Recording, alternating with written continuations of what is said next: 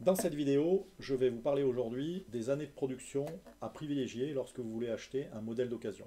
Bonjour à tous, c'est Jean, bienvenue sur ma chaîne pour vous parler d'automobile. Je vais donc vous parler aujourd'hui de la manière de choisir le meilleur modèle, ou plutôt la meilleure année de production du modèle que vous aurez en tête, du modèle d'occasion que vous projetez d'acheter. Alors ce qu'il faut savoir, c'est que de nombreuses marques, sans doute pas toutes, mais de nombreuses marques, quand elles sortent un nouveau modèle, quelques années plus tard, opèrent dessus ce qu'on appelle en anglais un facelift, c'est-à-dire un léger redesign des blocs phares, des feux arrière et quelques appendices esthétiques. Ça leur permet de faire durer encore un peu le modèle avant un changement drastique de design et une nouvelle version. C'est ces modèles-là qu'il faut privilégier. Pourquoi? Pour la simple raison que, en dépit d'une simple apparence de modification de design, en fait, le modèle va être largement fiabilisé. Ainsi, vous verrez sur divers modèles comme des Clio, des Peugeot 508, même chez Audi ça s'est fait aussi, vous verrez que ça c'est une très bonne manière déjà d'avoir des modèles largement fiabilisés. Ensuite, ce qu'il faut bien vérifier quand vous allez acheter un véhicule, c'est la maintenance dont il a fait l'objet. Alors là, attention, il faut toujours vous assurer quand vous allez acheter un modèle d'occasion, que ce soit chez un garage, un concessionnaire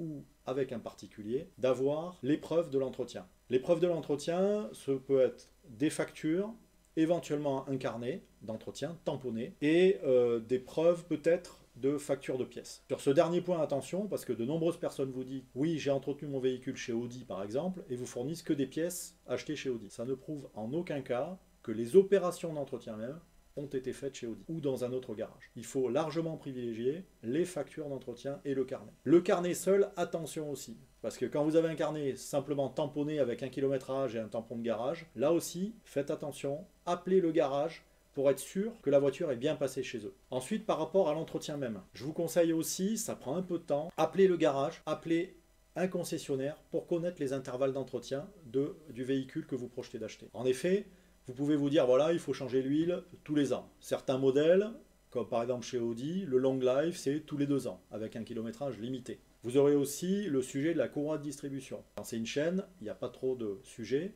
mais quand c'est une courroie, attention aussi. Chez qui ça a été fait, est-ce que ça a été bien fait? Et souvent, sur les courroies de distribution, vous avez 2 butées. Une butée calendaire, par exemple, recommandée par le constructeur de la changer tous les 5 ou les 10 ans, ou les 7 ans ou les 8 ans.